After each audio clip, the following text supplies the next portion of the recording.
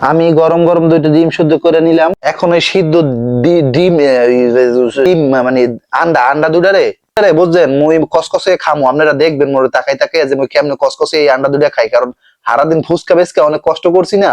এই কষ্টটা মোছার জন্য, মানে পাওয়ার বাড়ানোর জন্য, শক্তি বাড়ানোর জন্য কসকসে খামু। আপনারাও কিন্তু মোর সাথেই থাকেন আর দেখতে থাকেন মুই কেমনে কসকসে খাই ডিম দুটা।